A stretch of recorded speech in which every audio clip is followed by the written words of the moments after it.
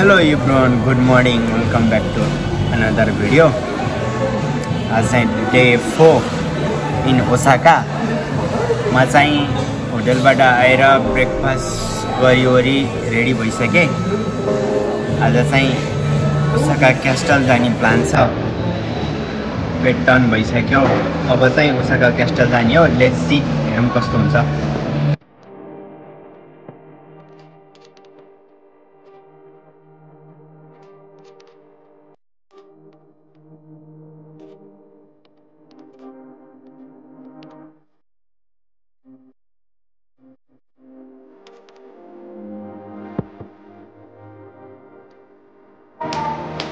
Osaka क्यास्टल जानको लागि चाहिँ हिकासी उमेदा स्टेसनबाट तानिमासी लाइन जानु पर्दो रहेछ।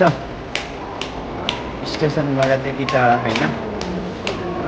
उमेदा स्टेसनबाट पनि त्यही 6 मिनेट जस्तो लाग्छ। म त स्टेसनबाट हिँडेको।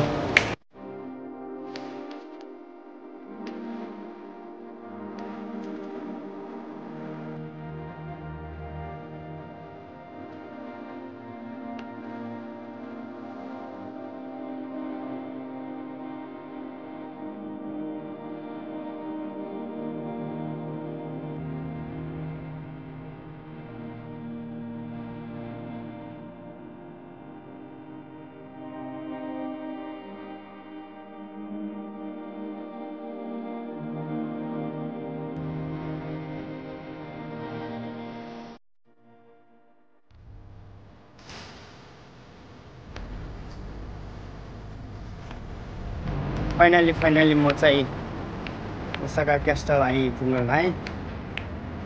भाइ चाहिँ लास्ट गर्मी आज एकीबाट त्यही देखाउन त 15 मिनट देखा, तर एक्जिट नम्बर 3 बाट निस्क्यो भने चाहिँ छिटो आइदो रहेछ। म चाहिँ आउन लागिसकेँ त्यहाँबाट अगाडि। अब पारि जाने बाटो चाहिँ कताबाट त्यो हेर्नुपर्छ। गर्मी छ, जोस गर्मी भए पनि घुमघाम चलिरह, रमाइलो भइरह।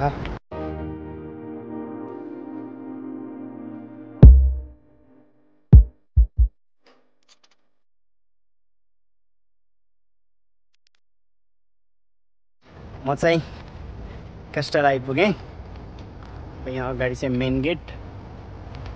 लास्ट गर्मी छ, गर्मी भए पनि म चाहिँ घुम्नु चढाएको छैन। धेरै दिन हिँडेको भयो नि त बाहिर। शरीर कस्तो विक जस्तो भयो के। तै पनि पानी सानी खाइवरी गेङ्की भई घुमिरहेको छु। ठिक छ गाइस, घुम्नुपर्छ। एकछिनमा भेटौँला है।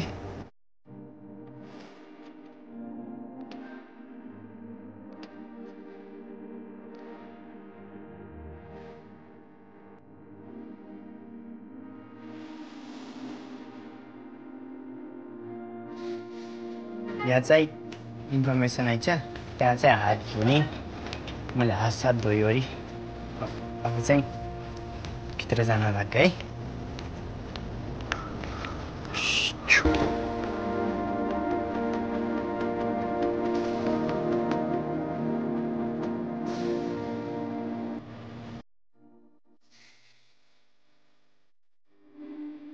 एकछिन रेस्टमा बसिरहेको। लास्ट गर्यो है, त्यही भएर पानी पिएर पानी खाँदै। सही गर्मी है यार। लेट्स सी, हेरौँ भित्र कस्तो छ है थाहा छैन। बाहिर हेर्दा चाहिँ खतरा दामी लाग्यो, एट्र्याक्टिभ लाग्यो।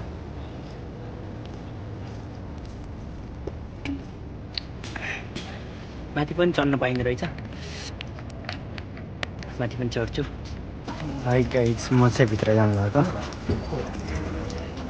टिकट त चाहिने होला, तर ज्वरो चेक गर्न पर्ने हुन्छ यहाँ। टिकट चाहिने हुन्छ, ज्वरो चाहिँ चेक गरेर जानु पर्दो रहेछ है।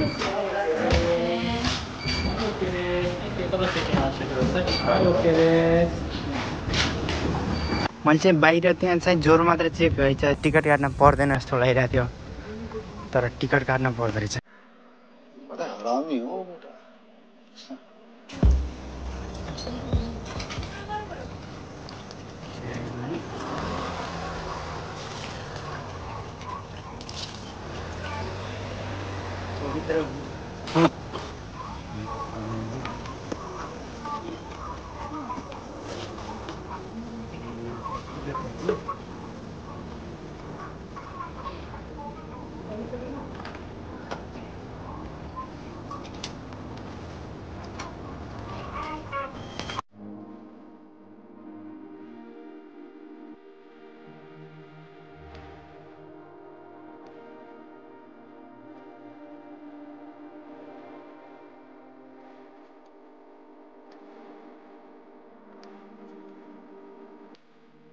यहाँ चाहिँ 5 फ्लोरसम्म चाहिँ एलिभेटर आउँदो रहेछ।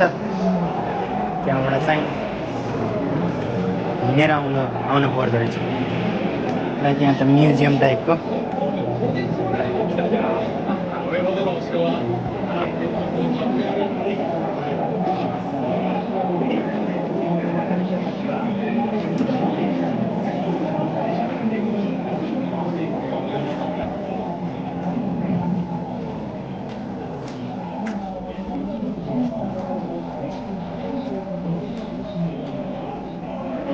यस्तो यो पिक्चर अनि यसको सेचिमे गरेर अनि कसरी भएको भन्ने कुरा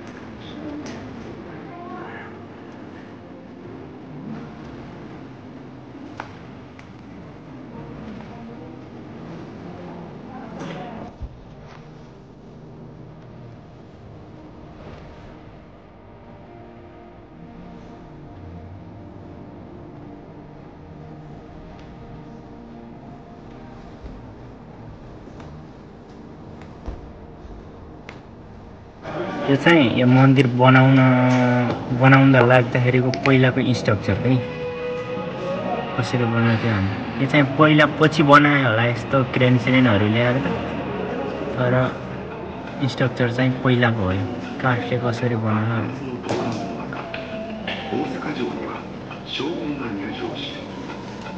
यहाँ यो चित्र राखेको अनि यहाँ फेरि माथि इन्फर्मेसन लेख्यो के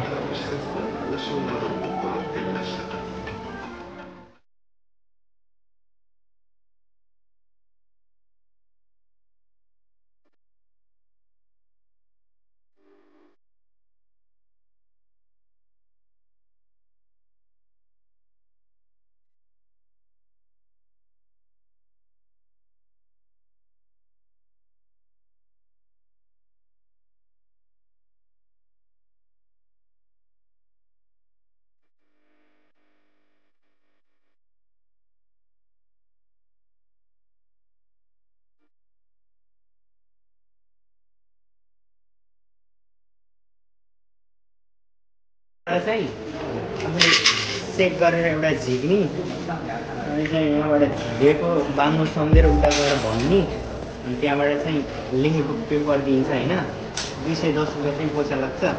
अनि त्यो लेखेको पेपरमा चाहिँ आफ्नो भविष्यमा चाहिँ भाग्यमा चाहिँ के छ भने लाइक त्यस्तो टाइपको चाहिँ किंवदन्ती रहेछ। यो म पछाडि गर्न गइरहेको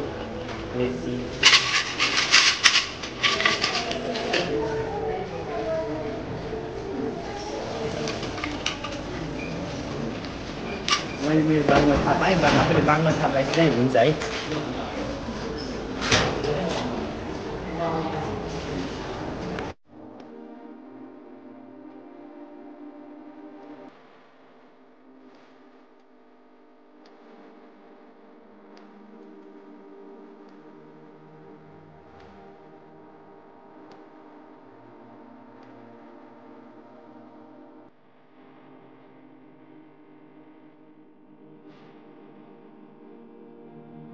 ल गाइज फाइनली ओसाका क्याप्चर पनि घुम्यो मलाई चाहिँ राम्रो लाग्यो होइन यहाँ चाहिँ हिस्ट्रीको बारेमा अनि पहिलाको कुराहरू चाहिँ के रहेछ भन्ने कुराको हिस्ट्रीहरू चाहिँ रहेछ केन्द्र चारमा चाहिँ के गर्न पाइन्छ त्यहाँभन्दा अन्त चाहिँ जताततै पाइन्छ र मैले लिखेर खिचेँ 1-2 व्यक्ति अनि यस मलाई ओभरअलमा राम्रो लाग्यो you guys enjoy this video होइन तपाईँलाई यो भिडियो राम्रो लाग्छ भने लाइक सेयर सब्सक्राइब गर्न नबिर्सिनु होला त्यो भिडियोलाई पनि क्लोज गरिदिन्छु सायद यो अलि छोटो हुन्छ होला छोटो भयो भने इट्स ओके डन केही समस्या छैन अरू धेरै लामो भयो भने मैले कम्प्रोमाइज गरेर हालेको यस्तै अब खतरा डोप भिडियो आउँदैछन् यसको एक महिनापछि फेरि म नेपाल जाँदैछु नेपाल गयो भने फेरि खतरा डोप भिडियो आउँछ नि त अनि भिडियो हेर्नु होला लाइक सेयर गर्नु होला माया देखाइदिनु होला तपाईँको माया साथ सपोर्टले गर्दा नै हो अगाडि बढ्ने सो यही भन्न चाहन्छु यही भन्दै यो भिडियो पनि अन्त्य गर्न चाहन्छु हस् bye bye take care guys